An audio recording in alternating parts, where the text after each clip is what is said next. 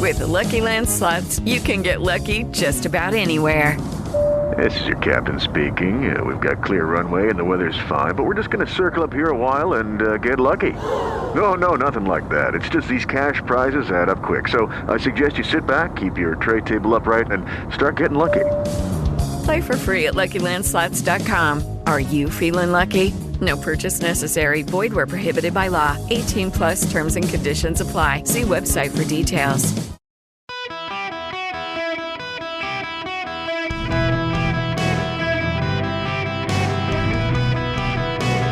Welcome to the Eric Erickson Show podcast, Hour 2. Hello, America. Welcome. It is Eric Erickson here. Across the nation, the phone number is 877-973-7425. Greg Gianforte, the governor of Montana, is going to join me at the bottom of the hour. Now, I want to make a point.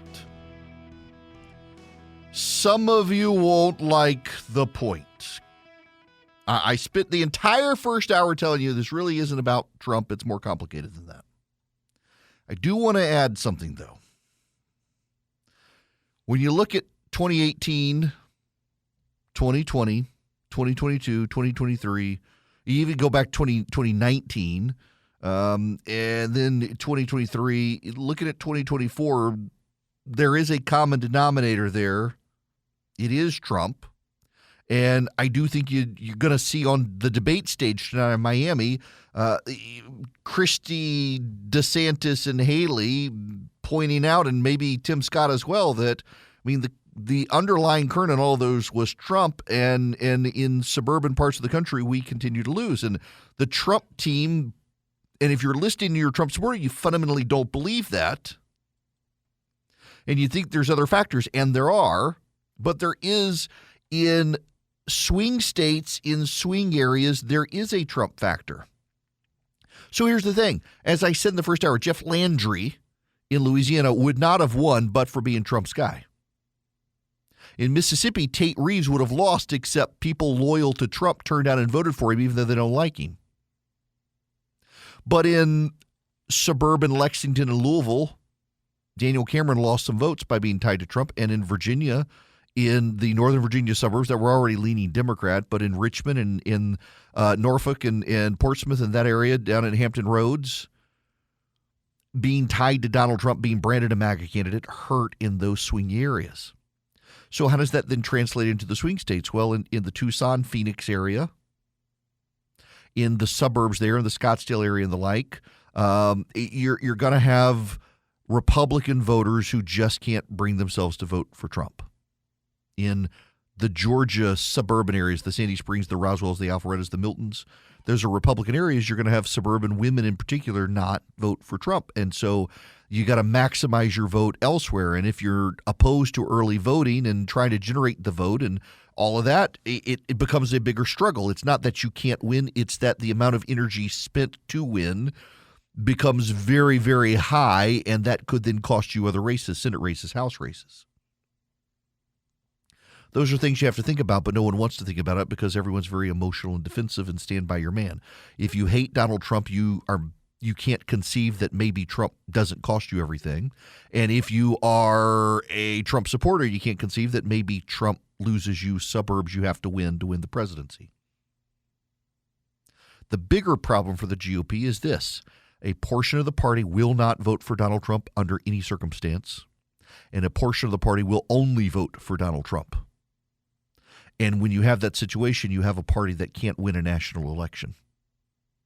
So unless you can find a third party that is agreeable to everyone, you lose to a deeply unpopular president. Unless Trump can convince those Republicans and independent voters that you really do need to vote for him to solve the problems of the country or at least stop Joe Biden. And then how do you not radicalize suburban women? This is a very tough thing for the GOP when half the party hates the other half of the party. When half the party is solidly for Trump and a quarter of the party is solidly against Trump, a house divided against itself cannot stand. So unless you can find someone who can bridge that gap, it becomes hard for the party. In Congress, yesterday. Someone bridged that gap. Rich McCormick is the congressman from the 6th Congressional District in Georgia. He's a personal friend. Hey, he's been on the program. Every once in a while we hang out, we get dinner. I don't like to bother him these days because he's a member of Congress. And he always says, oh, you can bother me, you can bother me. It's like, you got a wife, you got kids, you got constituents. I'll bother you when you're home, but I don't like to bother him. But that guy successfully built a bipartisan coalition to censor Rashida Tlaib. Democrats, 22 Democrats, joined all but 4 Republicans. And most of those Republicans actually just didn't vote. They weren't there. I think Ken Buck was the only Republican to vote against it. But they built a bipartisan coalition. And that bipartisan coalition censored Rashida Tlaib. Rich McCormick did this, not Marjorie Taylor Greene. And you need to understand this, and I don't mean to drag Marjorie Taylor Greene here. That really isn't my point. But Marjorie Taylor Greene could have gotten her resolution passed, except she made a big deal about Rashida Tlaib inciting an insurrection, which didn't sit well with some of the Republicans and didn't sit well with any of the Democrats. And the Republicans wanted to get a censure resolution that built a coalition that they could bring over some of the Jewish Democrats, for example. And she wouldn't work with Rich McCormick. It was very much it's my football or no football case. Very much like you see this with the base of the Republican Party right now, where it is I'm either going to vote for Trump or I'm not going to vote versus I'm not going to vote for Trump at all if he's the nominee. Marjorie Taylor Greene was in the wing of I will not rewrite my resolution to build a bigger coalition, nor will I help you, Rich McCormick, do it. So Rich McCormick did his own thing. And Marjorie Taylor Greene, her resolution went down in flames. Republicans opposed it. Democrats opposed it. And she was not able to get the censorship of Rashida Tlaib by the House that she wanted because she would not play well with others. She would not compromise. Rich McCormick built a bipartisan coalition to censor Rashida Tlaib. Rich McCormick did this, not Marjorie Taylor Greene. Rich McCormick brought 22 Democrats across the aisle and even got Hakeem Jeffries, the Democratic leader in the House, to openly on television criticize Rashida Tlaib and say he wasn't going to vote for a censure resolution against one of his members, but yes, he had profound concerns about her statements. So he got an admission from Hakeem Jeffries, the ranking Democrat in the House, that Rashida Tlaib did something she shouldn't have done and was bad, and he had concerns about it. That's a win. How did McCormick build this bipartisan coalition? By being reasonable. By being willing to listen. By being willing to make amendments to his resolution to draw in a larger group of people. This is only the 25th or 26th time in the history of the country that a member of the House has been censored. Censured by the House, not censored. Censured. It's only the 25th or 26th time the entire history of our republic that this has happened. And it was on a bipartisan basis. And what's so interesting is that Marjorie Taylor Greene and Rich McCormick, their districts are close to each other. He represents the northeast part of the metro Atlanta area. She represents the northwest part of the Atlanta area. Barry Loudermilk's district runs between theirs. Hers goes up to Rome. His goes up to northeast Georgia. The northern metro Atlanta, Georgia, Forsyth County, highly Republican area. And she, Marjorie Taylor Greene, was unwilling to even attempt to build a bipartisan coalition of condemnation, which is more powerful and gets taken more seriously. She wanted to own the left. She wanted to stick it to the left. She wanted to put in references to insurrection and things like that. McCormick actually wanted to censure Rashida Tlaib for her outlandish statements, praising the statement River to Sea, lying about what it means, insisting that Israel blew up the Gaza hospital. By the way, did you know Hamas has now 3 times hit an Israeli hospital in Ascalon? Have you heard the media cover that story? Of course not. So McCormick was willing to build a bipartisan coalition, and in that was able to win. McCormick was able to build a bipartisan coalition by listening to the Democrats' concerns, who supported censorship but were a bridge too far to go with the insurrection language that Marjorie Taylor Greene had. And so the question I think Republicans need to ask themselves from looking at this is, do you want to win or do you want to own the left? Marjorie Taylor Greene wanted to own the left. She wanted to outrage the left. She wanted to troll the left. Rich McCormick wanted to win. He wanted to actually accomplish a censorship of Rashida Tlaib, and he was able to get it done. Marjorie Taylor Greene was not. There's a lesson here for the GOP in winning in 2024. Do you just want to troll the left, or do you actually want to put points on the board? If you want to put points on the board, you sometimes can't go as far as you want. But you wind up getting ultimately what you want, which was a censure resolution out of the House of Representatives. It's your call. Now, I want to respond to an email real quick because I just got an email from a listener, Will. I hope you're smarter than how you've come across on today's show. There was one overriding issue in last night's results, abortion, of course. You would have a lot more respect if you would be honest with your audience and admit that being stridently anti-choice is a losing issue across the board for conservatives. Last night wasn't Trump. It was abortion. Be honest with your audience. I mentioned abortion. I guess Will didn't hear it. The problem here is that Will, of course, is wrong. Abortion did play a role. Abortion played a role in Virginia, but it didn't play a role in Kentucky. Abortion obviously was a big issue in Ohio. And suburban voters, Republican voters, they supported abortion, except in Ohio, they voted for a pro-choice, pro-abortion amendment to the Constitution and still voted for Republican candidates. In Virginia, the Republicans were within a percentage point of winning the state house and the state senate. The problem here is, Will, like a lot of other people, some people want it to be all about Trump. Some people want it to be all about abortion. It's actually multifaceted. Abortion doesn't explain what happened in Mississippi where Tate Reeves won, but it was way closer than it should have been. Abortion doesn't explain why Republicans in Kentucky won statewide except Daniel Cameron.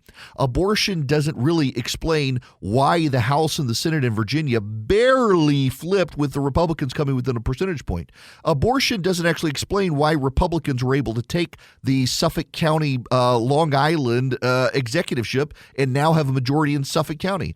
Abortion doesn't explain why Republicans won so many local level school board races around the country last night. That's actually where the Republicans shined, at the local level. You can't make it that simple and say it's all abortion or it's all Trump. They're actually multifaceted reasons. Is abortion an issue? Yes, abortion's an issue, and the GOP has to deal with that. As I mentioned, Will, if you're listening, in the first hour. Is it a Trump issue? In some places, yes, it is. In some places, when you're battling abortion and you're battling this guy's too MAGA, it's hard for the Republicans to overcome that. Republicans have to only play defense on one of those issues, not the other. In some parts of the country, though, the pro-lifers actually matter. Let me put it to you this way, Will, in a way that you might understand it, but probably won't given the way you wrote your email.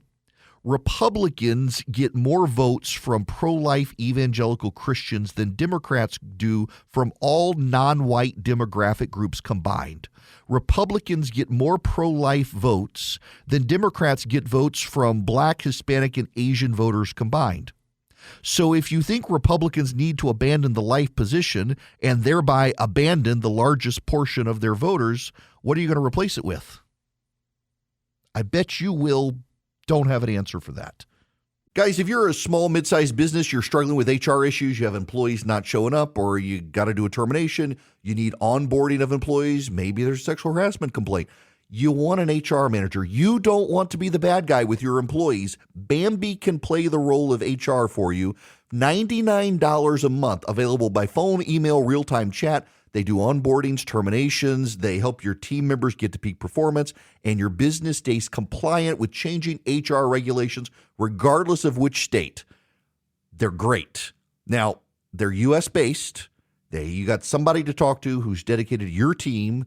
They give you access to HR expertise, and they add personal touches. So even though they're outsourced by your company, they really feel like they're a part of your team. That matters. Go to Bambee.com right now. Type in Eric Erickson under podcast. When you sign up, it'll help my show. Bambee.com, Bambee.com, Bambee.com, Eric Erickson in the podcast tab. Judy was boring. Hello. Then Judy discovered ChumbaCasino.com. It's my little escape. Now Judy's the life of the party. Oh, baby, mama's bringing home the bacon. Whoa, take it easy, Judy. The Chumba life is for everybody. So go to ChumbaCasino.com and play over 100 casino-style games. Join today and play for free for your chance to redeem some serious prizes. ChumbaCasino.com. No purchase necessary. Void where prohibited by law. 18 plus terms and conditions apply. See website for details. With the Lucky Land Slots, you can get lucky just about anywhere. This is your captain speaking. We've got clear runway and the weather's fine, but we're just going to circle up here a while and get lucky. No, nothing like that. It's just these cash prizes add up quick. So I suggest you sit back, keep your tray table upright, and start getting lucky. Play for free at LuckyLandSlots.com. Are you feeling lucky? No purchase necessary. Void where prohibited by law. 18 plus terms and conditions apply. See website for details. Why, hello there. It is Eric Erickson here. You know what I find very interesting? So after October 7th and Hamas's attack on Israel, suddenly the Democrats realized how many of their Democratic voices who had been in support of Israel were actually anti-Semites and were saying they supported Israel but didn't actually believe it. They're totally pro-Hamas. Kill the Jews. Let's commit genocide. What you're going to see on the Republican side after last night is like the emailer will say, oh, we got to ditch the pro-life position. Sorry.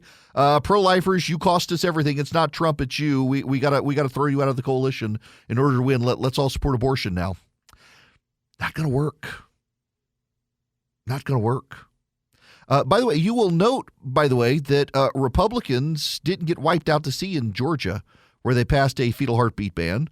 In fact, the sponsor of the fetal heartbeat ban won a Democratic district. It's possible to win. And Republicans got badly outspent. J.D. Vance has a great analysis in Ohio, and one of the things he points out is that there was like a 10-1 spending advantage for the pro-abortion side. In Virginia, the pro-life donors have just stopped giving money. They think they won. They're resting on their laurels now, and they're being set back. But there's something else here as well, and this goes to my point. This is actually from Sean Trendy, who's a good political analyst, not me. The Republicans generate more votes from evangelical pro-lifers than Democrats generate from all of their Black, Hispanic, and Asian voters combined. So if the GOP abandons the pro-life plank, they will not win an election because a lot of those evangelical pro-lifers will walk away. It really is that simple. They will walk away if the GOP abandons them. So you got to find a way to nuance this. And my submission to this is the GOP can't actually win. And in fact, consider Virginia. Yes, it was a loss in Virginia, but it was barely a loss, less than 1% of the statewide vote. A lot of it had to do with redistricting. The Democrats, you would have thought, had a landslide the way it's being covered, but they barely won. And the issue there is that Glenn Youngkin ran on the 15-week abortion issue, and the Democrats, they were largely neutralized on it. Yeah, they won, but it was redistricting. They picked up 2 seats. Republicans picked up a seat in the state Senate. They just didn't pick up enough to win, even after redistricting. They came within a percentage point of winning statewide, the legislature. So it's not like it was a big issue for them. You can't abandon that issue. And, Patriot Mobile is not abandoning that issue. Patriot Mobile funds the pro-life cause. They fund the Second Amendment cause. They fund conservative candidates running for school boards around the country, and they've done a great job of it. They take a portion of their profits that you help them generate, and then they fund the conservative movement. How do they do that? Well, all you have to do is move your cell phone service to Patriot Mobile. You move your cell service to Patriot Mobile. Patriot Mobile grows their profits. Patriot Mobile then grows their profits. And in growing their profits, Patriot Mobile funds the conservative causes you care about. You can take your existing phone number to Patriot Mobile, and they use the same cell towers you're probably already using. It's a great service run by great people who share your values, who fight for the causes you care about, and they give you great discounts if you're a veteran, a first responder, an NRA member, a teacher. So many good discounts. You got a lot of lines because you got a lot of kids. They can save you some money. You can call them at 972-PATRIOT. They have 100% U.S.-based customer service. Tell them I sent you. You get free activation at 972-PATRIOT. Or just go to patriotmobile.com/Eric, E-R-I-C-K. You can do it all online. You can even see their detailed coverage map straight down to your house. patriotmobile.com/Eric or 972-PATRIOT. Judy was boring. Hello. Then Judy discovered ChumbaCasino.com. It's my little escape. Now Judy's the life of the party. Oh, baby, mama's bringing home the bacon. Whoa, take it easy, Judy. The Chumba life is for everybody. So go to ChumbaCasino.com and play over 100 casino-style games. Join today and play for free for your chance to redeem some serious prizes. ChumbaCasino.com. No purchase necessary. Void where prohibited by law. 18+ terms and conditions apply. See website for details. Welcome back across America. It is Eric Erickson here. The phone number 877-973-7425. So we are on KJJR 107.9 FM, 880 AM in Kalispell, Montana. It's one of our affiliates. And my producer is from Roundup, Montana. And I actually conducted his wedding in Montana. So we got ties to Montana on this program.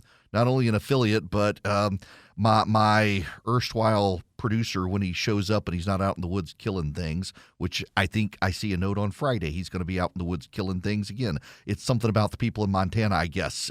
To explain these people of Montana, I've actually got, and I've never talked to you before, the governor of Montana joining me, Governor Greg Gianforte. Thank you very much for joining me.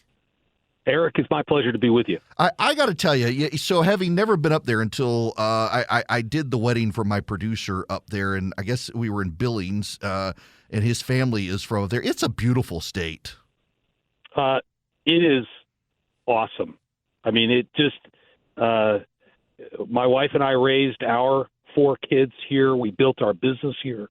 But the best thing about Montana, beyond the landscapes and the mountains and the clear rivers and the trout fishing and the hunting and the whitewater rafting, is the people. People here are judged based on their character, not what they own. And a handshake matters, and we just get stuff done. I thoroughly, really did enjoy the few times I've been up there. I've spoken in Bozeman, and I've been to Billings, and I got to get up to Kalispell at some point and see our affiliate there. My producer went to college in Missoula. I've been there. Now, I want to ask you, speaking of all these places, and I won't touch on the hippies in Missoula who I encountered.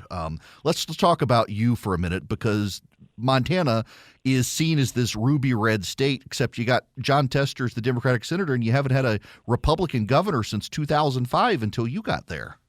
Yeah, I was the first Republican governor in 16 years. It was a little bit of a dry patch there. And it was Eric, to be honest, it was a little like cleanup on aisle 4. We had to peel red tape regulations back. We had to reform our tax code. We had to get the economy going again. And I'll tell you, in the 50 years prior to me coming into office, we only had 3 months where unemployment was below 3%. Since I've been in office over the last 3 years, we've had 23 consecutive months with unemployment under 3%. Wow. We have more people working here than ever before. We have the 5th best tax code for business in the country. We have more entrepreneurs starting businesses here. We've got our economy fired up. And it's because we've created a sanctuary for freedom and free enterprise, and the people of Montana are prospering as a result. Now, how do the Biden regulations on the oil and gas industry impact that? Because I know there's a huge oil and gas industry out there. My dad worked for Conoco Oil for a number of years overseas, and I know I've got friends up in Montana who they've got oil leases on their property, and it just seems like every which way, the Dakotas and in Montana, the Biden administration is making it more difficult for people to actually drill and actually produce the oil and gas from their own land. Yeah, and we have part of the Bakken in eastern Montana. That's mostly in North Dakota, but we have a piece. Essentially, the Biden administration has shut down oil and gas development on federal land. The work that's progressing is really oil and gas development on private lands and state lands. We actually moved our oil and gas leases to an online system, bringing it into the current century, and that has expanded that work. But we end up pushing back energy security is national security. And when we export energy to our friends, we are safer than when we have to beg our enemies to get energy into this country. And that's why these Biden administration rules on energy development are so disastrous for this country. Now, speaking of our enemies, Gavin Newsom, who's seeing his citizens flee to places like Montana, went to China. And instead of going to China, you went to Taiwan and have reestablished good trade ties with Taipei there. Can you talk a little bit about that? Sure. We've had a long-term relationship with Taiwan. They're one of our top trading partners. We send over $100 million of Montana products to Taiwan every single year. I was there last week with a trade delegation, and we've had this relationship for 40 years. In fact, when I got into office, the first thing I did was open up a direct trade office with a Montana employee in Taipei to expand these relationships. And as you mentioned, as threats to the United States grow and emerge around the globe, it's really critical that we partner with nations that share our common values of freedom and free enterprise. Taiwan does that. It was a great trip. We expanded trade relationships. I had a chance to meet with President Tsai, Premier Chen, the head of the education ministry. We signed 3 MOUs for exchange, one in photonics, one in advanced manufacturing, and another one in education. And it turns out, who knew, the Taiwanese now actually eat more wheat than they do rice. And, of course, we produce a lot of grain in Montana, and that is our number one export to Taiwan. Okay, wait a second. Hang on. They actually, in Taiwan, in an Asian country, they're actually more wheat consuming than rice consuming now? Correct. That's and impressive. This was an interesting dialogue we had with President Tsai. She brought up the issue of food security. It turns out she used the word potential blockade. We know where that might come from. 70% of the food in Taiwan is imported. They only produce 30%. So, and they have an increasing appetite for grains from Montana and other parts of the world, as well as our delicious beef. So we brought a bunch of ag producers with us. We're expanding those relationships, and we're proud to be, in her words, Taiwanese national security is intertwined with food security, and they need reliable suppliers to keep their people fed. I'm really fascinated by that. Having grown up overseas as a kid, and the transitioning to wheat is actually remarkable to hear in Taiwan. It's a beautiful country, and they actually support freedom there. But also now you've got this issue in Montana where we've read about in the papers. First, you had the spy balloon fly over y'all, but then you've also got the Chinese who've been looking at buying up properties. Montana's been named in the list of areas where they want to. Did I read you've taken action on that? Yeah, and you've hit it. I mean, we saw the spy balloon come over Montana first. It was spying on our military installations, flew all the way across the country. Then we see they're using TikTok to spy on individual Americans, capturing their personal information. And then they start buying land near military operations and farmland. So we're not going to stand for that. Even if the Biden administration won't stand up for our national interest, we're going to stand up for the people of Montana. We banned TikTok in Montana, first state to do that. We prohibited land purchases by foreign adversaries, including Taiwan, including China.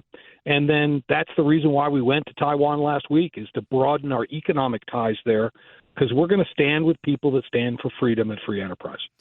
Now, I don't want to throw a wild card at you, but I'm going to, and you may not be aware of this, and if not, I want to make you aware of it. I actually read an article yesterday on the show and played a video. There are a number of ranchers and cowboys from Montana who have packed up and gone to Israel and helping the Israelis take care of their farms while the soldiers are fighting, some of them taking over farms where the individuals were killed by Hamas. Really just incredible people. You mentioned at the beginning the kindness of the people in Montana, the character of them. Really is impressive to see a group of young men from Montana pack up in the middle of the night and fly to a place they've never been just to take over the farms of the people who can't take care of them right now.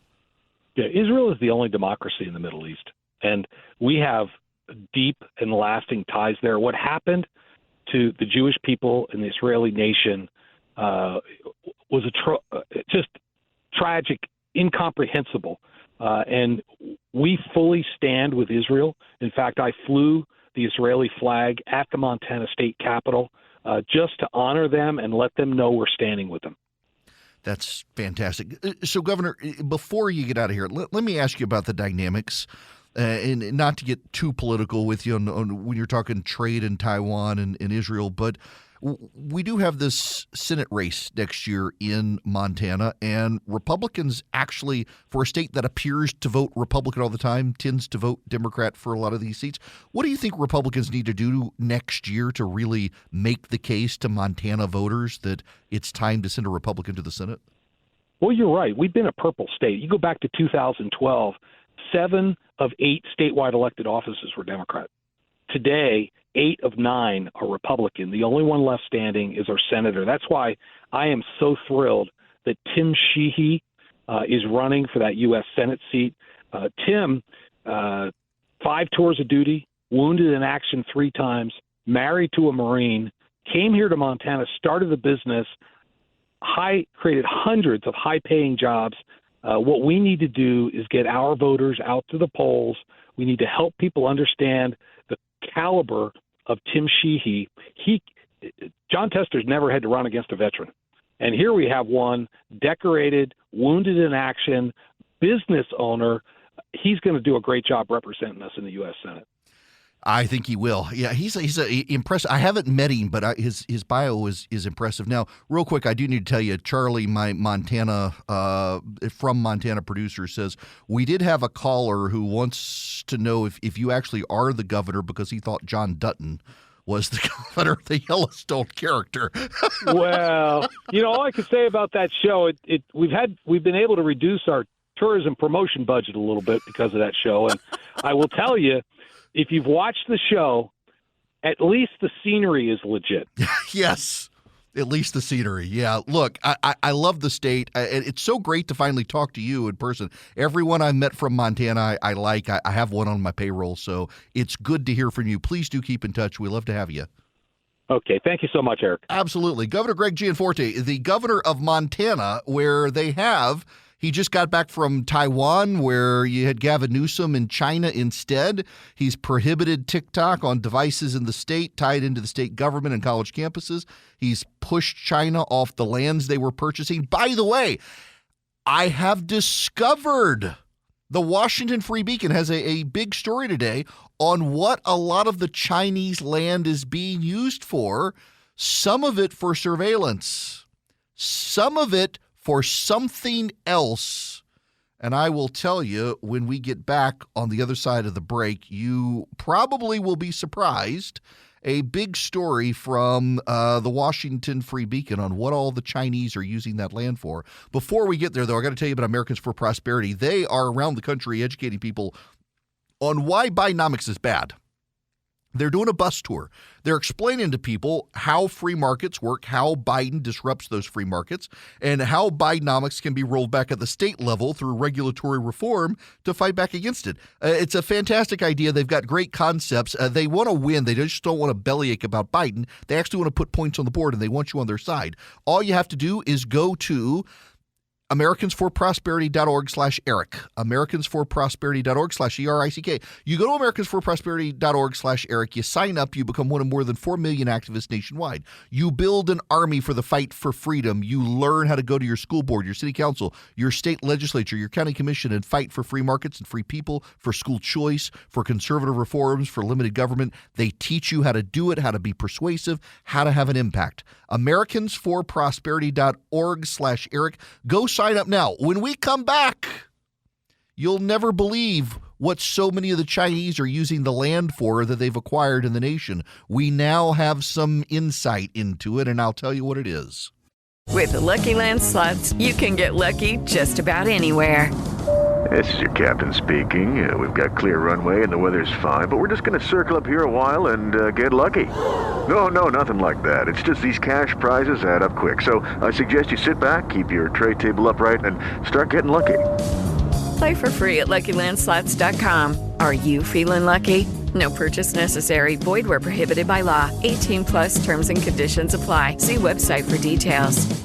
Hello there. It is Eric Erickson here. So, you know about all the Chinese land?